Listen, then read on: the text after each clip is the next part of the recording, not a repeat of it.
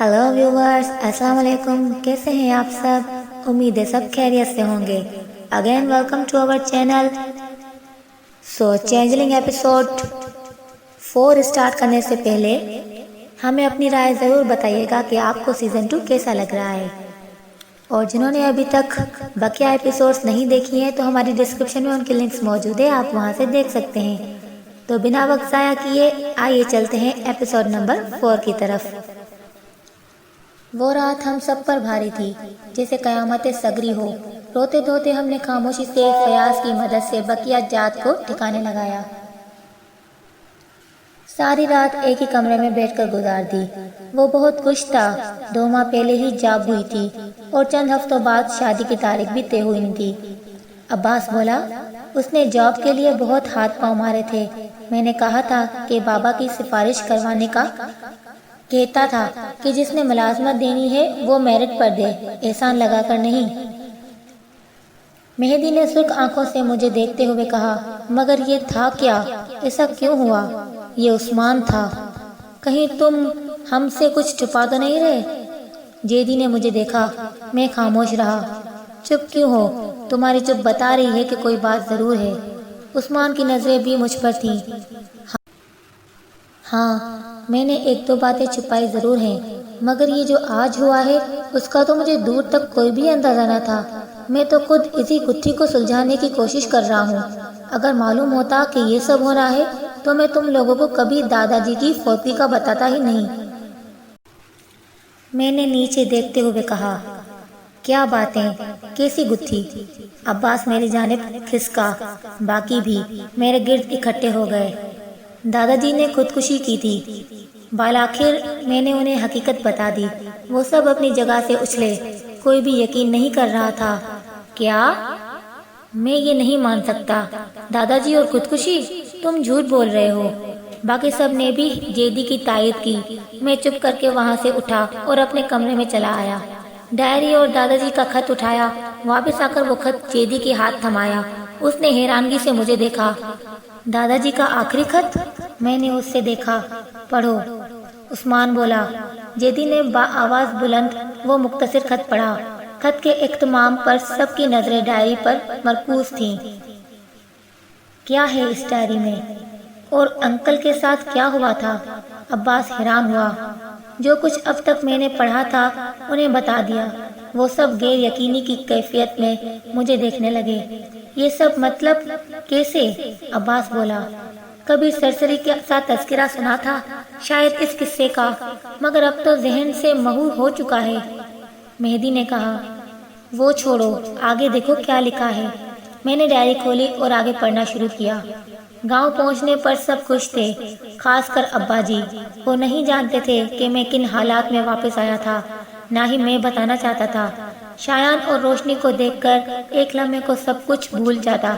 इब्तदाई चंद दिन सुकून से गुजरे, कुछ भी ना हुआ, और फिर वो सब शुरू हो गया। एक नए रंग में, नए रूप में। ये सब उस रात शुरू हुआ जिस रात मैं और फातिमा बच्चों के साथ एक शादी से वापस आ रहे थे। घर से कुछ फासले पर ही गाड़ी किसी चीज से जोर से टकराई। वो जो कुछ भी था एकदम सामने आया। मैंने मुश्किल से गाड़ी संभाली और हालात का जायजा लेने के लिए जैसे ही नीचे उतरने का सोचा, एक जोरदार धमाका हुआ, जैसे छत का सोचा और कोई भारी चीज गिरी। और फिर फातिमा ने मेरे हाथ पर अपना हाथ रखा। उसका हाथ कांप रहा था और आंखें फैली हुई थीं। उसकी नजरों के ताकिब मैं सामने देखा तो 2 देव हैकल स्याह भेड़िए सुर्ख आंखों से हमें घूर रहे थे। बच्चे जो पिछली सीट पर सोए हुए थे बौखलाए हुए उठ बैठे। मैंने फौरन गाड़ी रिवर्स की। टाइम बैक व्यू में भी वैसे ही भेड़िए खड़े दिखाई दिए। मुझे समझ नहीं आ रही थी कि क्या करता। बच्चे रोने लगे। फातिमा ने बेबसी से मेरी जानिब देखा। गाड़ी के सामने मौजूद भेड़िए अब आहिस्ता आहिस्ता हमारी तरफ बढ़ने लगे।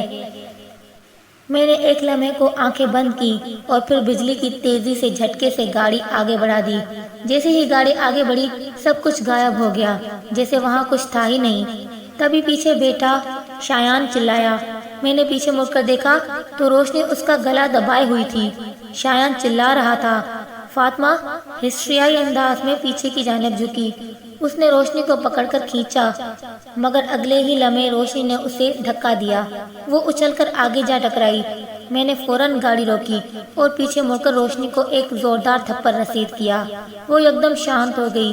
شایان کی گردن پر اس کی گرفت ڈھیلی پڑ گئی اور ختم ہونے پر دبک کر بیٹھ گئی۔ تاہم باقی سارا راستہ وہ عجیب نظروں سے مجھے گھورتی رہی۔ اس رات والے واقعے کے بعد میں جان چکا تھا کہ وہ ہماری روشنی نہیں رہی۔ ابا جی کافی حیران تھے کہ اس علاقے میں تو بھیڑیوں کا وجود ہی نہیں تھا۔ روشنی والی بات ان سے چھپائی گئی تھی۔ چند دن بعد ایک رات جب سب سوئے ہوئے تھے، باہر شور ہوا، کسی کے چیخنے کی آوازیں تھیں۔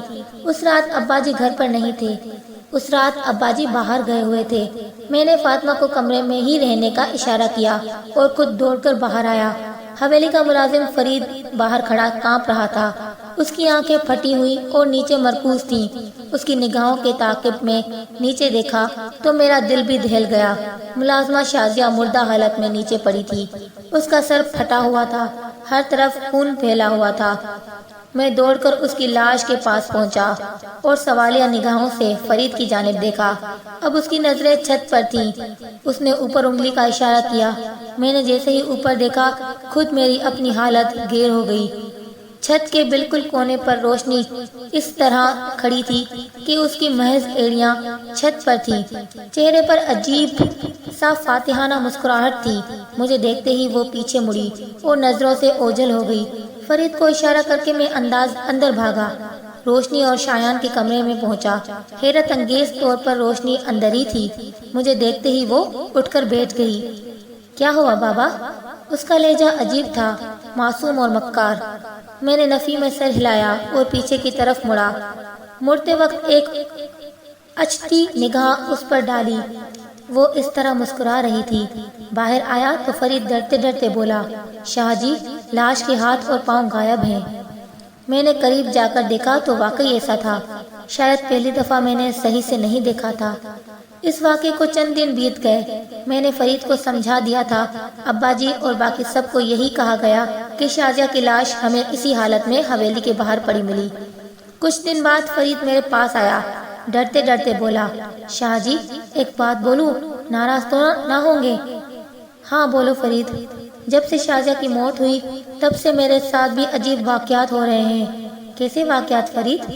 قتل، میرا مطلب ہے موت کی دوسری رات ہی سوتے ہوئے مجھے محسوس ہوا کہ جیسے کوئی میرا گلا دبا رہا تھا۔ سانس بند ہونے پر میں یکدم اٹھا تو وہاں کوئی نہیں تھا۔ دوسری صبح میں صحن میں کام کر رہا تھا تو روشنی بیوی ادھر آ کر مجھے گھورنے لگی۔ میں نے جھجکتے ہوئے بولا اور انہیں دیکھا۔ وہ مسکرا کر بولی کہ رات کیسی گزری، جیسے وہ جانتی تھی کہ میرے ساتھ رات کو کیا ہوا تھا۔ پھر اگلی رات روشنی بیوی میرے کمرے میں آ گئی۔ تب میں سو رہا تھا۔ جب کسی کے گانے کی آواز آئی، میری آنکھ کھلی تو میرے بستر کے ایک طرف روشنی بیوی بیٹھی کچھ گنگنا رہی تھی۔ وہ فرش پر بیٹھی تھی جبکہ ان کی تھوڑی بستر کے کنارے پر تھی۔ میرے پوچھنے پر انہوں نے کچھ جواب نہ دیا، بس ویسے ہی گنگناتے ہوئے اٹھی اور باہر کی جانب چل دی۔ دروازہ پر پہنچ کر پیچھے مڑ کر دیکھا اور ہاتھ کے اشارے سے مجھے سونے کا کہا۔ فرید چپ ہو گیا۔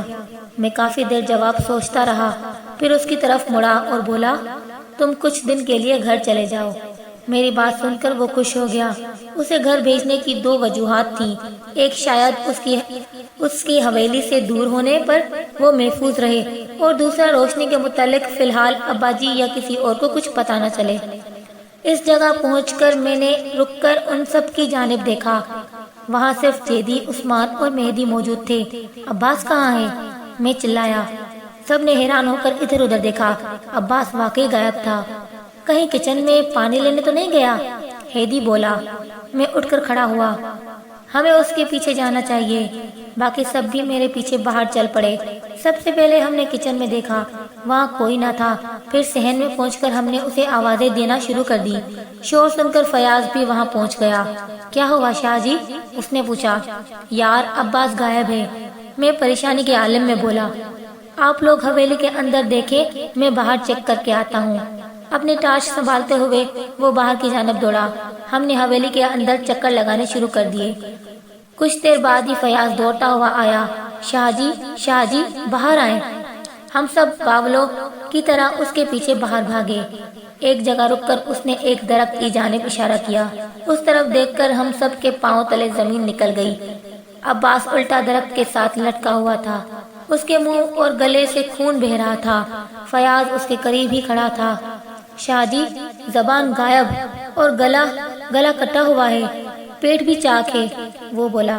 قصہ مختصر، ہم نے عباس کی لاش بھی ٹھکانے لگا دی۔ اب کے فیصلے کیا کہ صبح ہونے تک سب مضبوطی سے ایک دوسرے کے ساتھ جڑے رہیں گے۔ تم لوگ صبح ہوتے ہی یہاں سے چلے جانا، میں نے کہا۔ کہاں جائیں گے؟ ان کے ماں باپ کو کیا بتائیں گے؟ اب تو ہم ہرگز واپس نہیں جا سکتے، مہدی بولا۔ تو پھر یہاں رک کر بھی کیا کرو گے؟ میں چلایا۔ وہی کریں گے جو تم کرو گے، مریں گے تو سب بھی مریں گے، عثمان بولا۔ جیدی خاموش رہا۔ سب نے اس کی جانب دیکھا، تاہم اس کی نظریں فیاض پر تھیں۔ تو ویورز، چینجلنگ ایپیسوڈ 4 آپ کو کیسی لگی؟ کمنٹ سیکشن میں ہمیں ضرور بتائیے گا، اپنی رائے سے آگاہ ہمیں ضرور کیجیے گا، اور آگے جاننے کے لیے کہ چینجلنگ سٹوری سیزن 2 میں کیا ہوا، ہمارا چینل سبسکرائب ضرور کیجیے گا اور بیل آئیکن کو پریس کرنا بالکل نہ بھولیے گا تاکہ نیکسٹ ایپیسوڈ کی لنک آپ کو جلدی مل جائے۔ تو جلد ملیں گے ایپیسوڈ 5 میں، تب تک کے لیے اپنا بہت خیال رکھیے گا۔ اللہ حافظ۔